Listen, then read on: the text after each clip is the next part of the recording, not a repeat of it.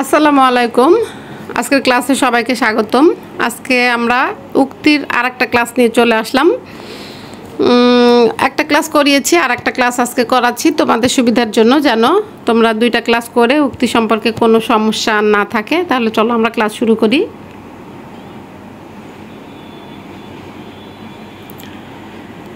দেখো এখানে একটা বাক্য পাচ্ছি আমি বাংলার মানুষের অধিকার চাই।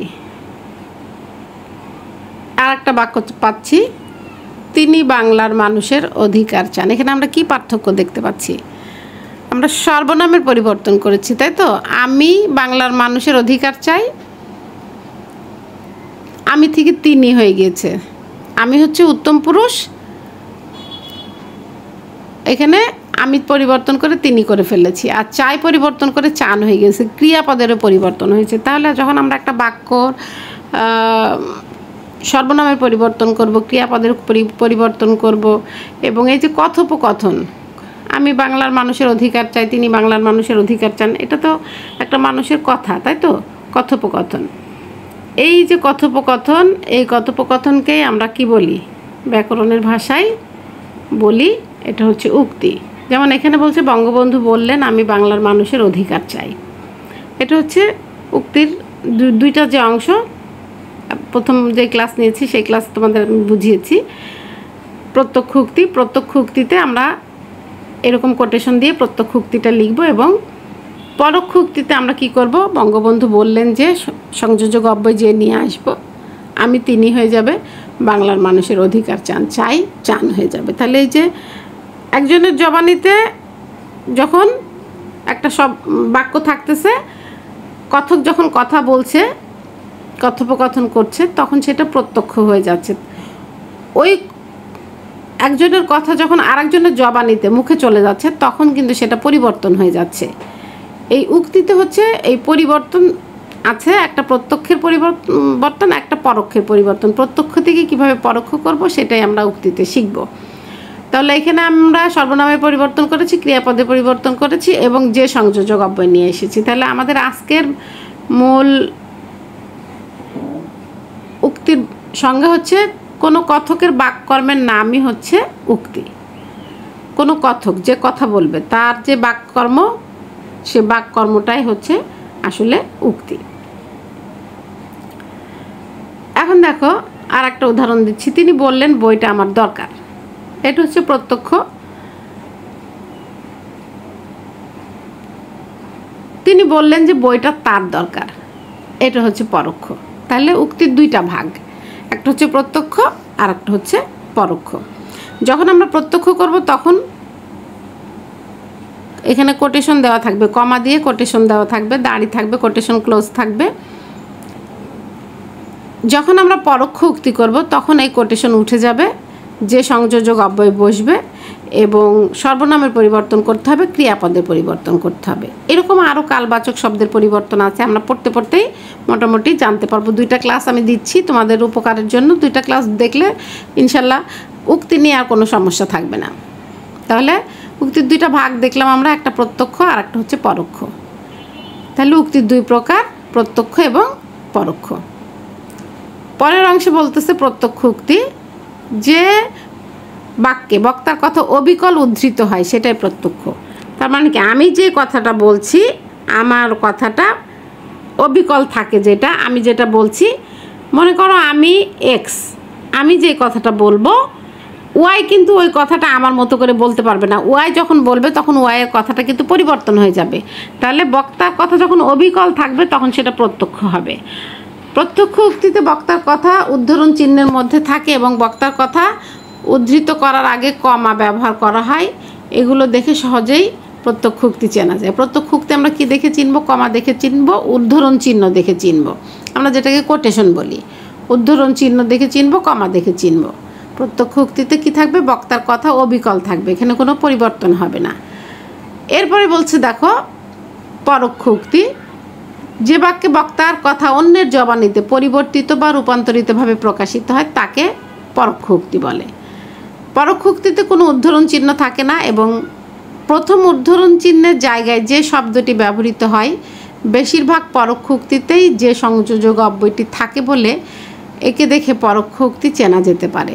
তবে যে ছাড়াও কিন্তু অনেক সময় পরোক্ষ উক্তি গঠিত হতে পারে। সবসময় যে সংযোজক অব্যয় থাকবে তা কিন্তু না, যে সংযোজক অব্যয় ছাড়াও কিন্তু পরোক্ষ উক্তি হতে পারে। তাহলে আমরা প্রত্যক্ষ উক্তি পরোক্ষ উক্তির সংজ্ঞা জানলাম এবং কিভাবে চিনব চেনার উপায়টা জানলাম। এরপরে বলছে দেখো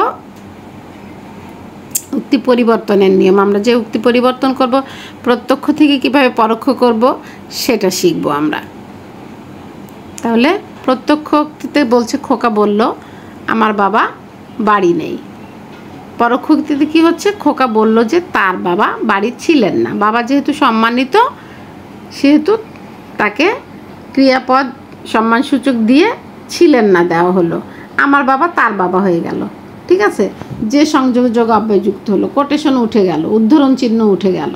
তাহলে প্রত্যক্ষ উক্তি থেকে পরোক্ষ উক্তি যখন আমরা করব এই জিনিসগুলো আমাদের খেয়াল রাখতে হবে।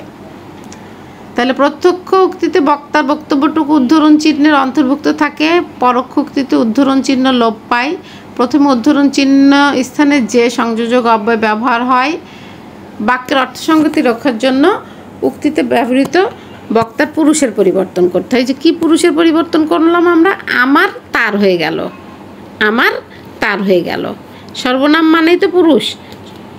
পুরুষের তিনটা ভাগ, উত্তম পুরুষ, মধ্যম পুরুষ, নাম পুরুষ। ঠিক আছে। রফিক বলল আমার ভাই আজই ঢাকা যাচ্ছেন। রফিক বলল যে তার ভাই সেদিন ঢাকা যাচ্ছিলেন। আজ সেদিন হয়ে গেল, আমার ভাই তার ভাই হয়ে গেল, যাচ্ছেন যাচ্ছিলেন হয়ে গেল।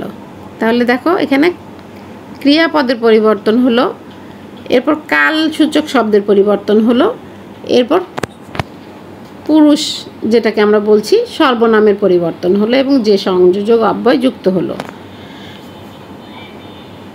তাহলে বাক্যের অর্থসঙ্গতি রক্ষার জন্য সর্বনাম পদের পরিবর্তন করতে হয়। এখানে আমরা সর্বনামের পরিবর্তন করলাম, এটা একটা নিয়ম। এরপর 2 নম্বরে আমরা যাই। রফিক বলল যে তার ভাই সেদিন ঢাকা যাচ্ছিলেন, পরোক্ষ উক্তি। প্রত্যক্ষ উক্তি হচ্ছে রফিক বলল আমার ভাই আজই ঢাকা যাচ্ছেন।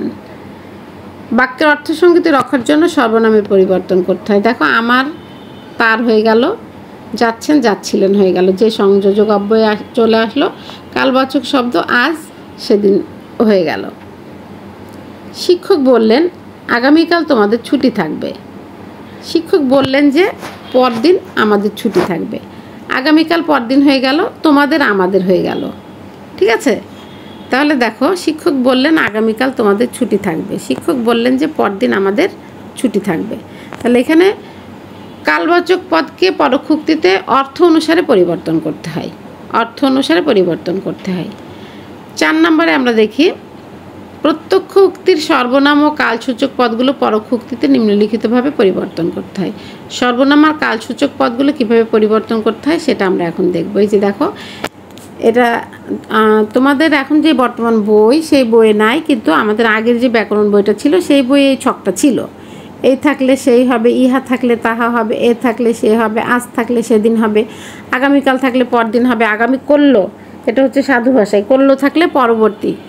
আমরা জানি সাধু ভাষা যখন আমরা ব্যবহার করি তখন র ফলা রেফ, হ্যাঁ, রিকার এগুলো দিয়ে, মধ্যাহ্ন এগুলো দিয়ে আমরা সংস্কৃত শব্দ বলি বা আমরা তৎসম শব্দ বলি বা সাধু ভাষার শব্দ বলি, এগুলো আমরা ব্যবহার করি। তারপর গতকাল আগের দিন, গত করল পূর্ব দিন, ওখানে ওইখানে এখানে সেখানে এখন তখন। তাহলে এই ছকটা তোমরা অবশ্যই মুখস্থ করে ফেলবা, না মুখস্থ করলে কিন্তু পরিবর্তন করার সময় ভুলে যাবা, ভুল হয়ে যাবে। এরপরে বলতেছে রহমান বললেন আমি এখনই আসছি।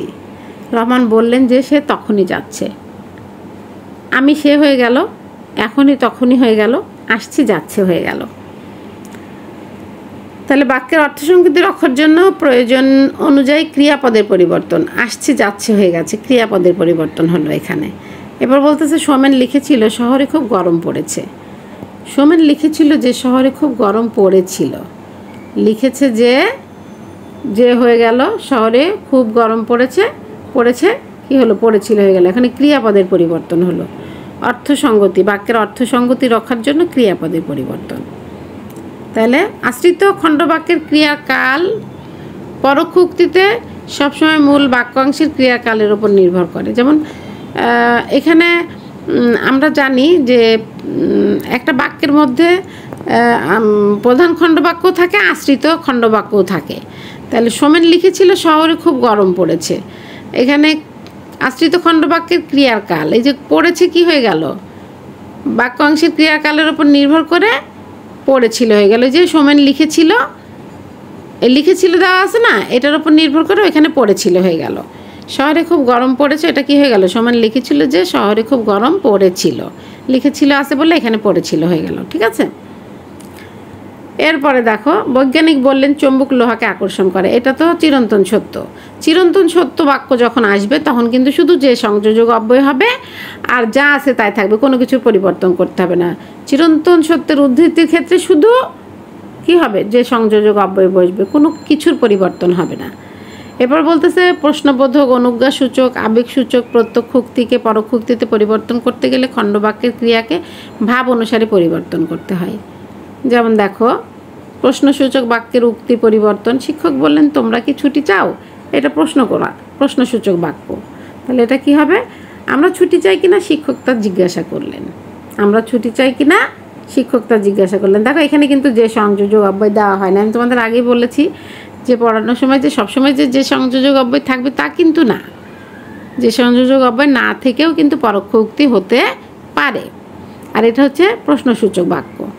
এরপরে অনুজ্ঞাসূচক বাক্য বলতেছে তিনি বললেন দয়া করে ভিতরে আসুন, হ্যাঁ তিনি আমাকে ভিতরে যেতে অনুরোধ করলেন, যেহেতু বলতেছে দয়া করে এই জন্য অনুরোধ করলেন। অনুজ্ঞাসূচক বাক্যগুলো এরকম হয়। এরপরে বলতেছে আবেগসূচক বাক্যের উক্তি পরিবর্তন। খোকন বলল বাহ পাখিটা তো চমৎকার, খোকন অবাক হয়ে বা আনন্দের সাথে বলল যে পাখিটা চমৎকার। ঠিক আছে, খোকন বলল হাই কোভিড-19 কত মানুষই চিরবিদায় নিল। তাহলে এই যে কোভিড-19 তো করোনার সময় অনেক মানুষ মারা গিয়েছে, এটা দুঃখের সংবাদ। সুখের সংবাদ যখন আসবে তখন আনন্দের সাথে হবে, আর দুঃখের সংবাদ যখন আসবে তখন দুঃখের সাথে হবে কথাটা। ঠিক আছে, খোকন দুঃখের সাথে বলল যে কোভিড-19 কত মানুষই চিরবিদায় নেয়। ঠিক আছে, এরপরে দেখো একটু বাড়ির কাজ দিলাম। উক্তি পরিবর্তনের নিয়ম, যে নিয়মগুলো আমি এখানে করাইলাম এই নিয়মগুলো তোমরা করবা। মানে এখানে যে নিয়মগুলো, এই নিয়মগুলোই তোমরা দেখে খাতায় তুলবা, তুলে একটু ভালো করে পড়ে ফেলবা, তাহলে ইনশাল্লাহ পেরে যাবা। তাহলে 2টা ক্লাস আমার নেওয়া থাকলো উক্তির ওপরে। তোমরা আশা করি 2টা ক্লাস দেখলে উক্তি সম্পর্কে তোমাদের যা সমস্যা আছে সমাধান হয়ে যাবে। তাহলে আজকের মতো ক্লাস এখানে শেষ করছি। সবাইকে অসংখ্য ধন্যবাদ।